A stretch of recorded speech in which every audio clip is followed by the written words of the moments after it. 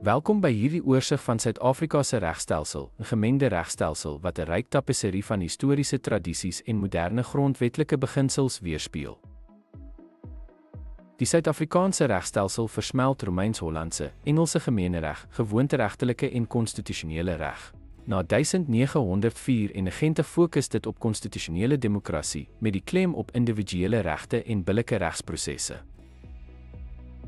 Die Suid-Afrikaanse regstelsel sluit straf, siviele, familie, grondwetlike, arbeids- en administratiewe reg in.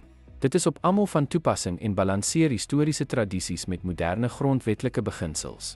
Gewoontereg beheer persoonlike sake tussen inheemse gemeenskappe, maar moet in lyn wees met grondwetlike waardes.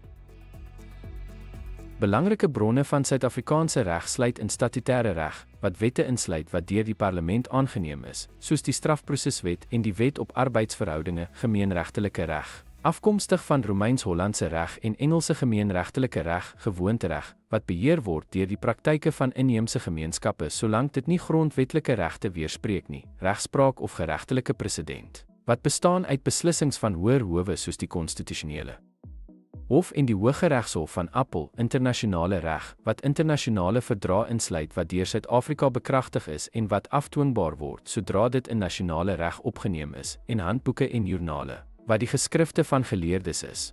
Byvoorbeeld in strafreg reguleer die strafproseswet prosedures in strafsake. Kortliks, die Suid-Afrikaanse regstelsel weerspieël 'n komplekse, maar samehangende struktuur, wat sy regserfenis eerbiedig terwyl dit verbind is tot progressiewe grondwetlike waardes. Al sy regsbronne, van wette tot gewoontenorme, werk saam om regsantwoorde te vind op beide werklike en teoretiese vrae.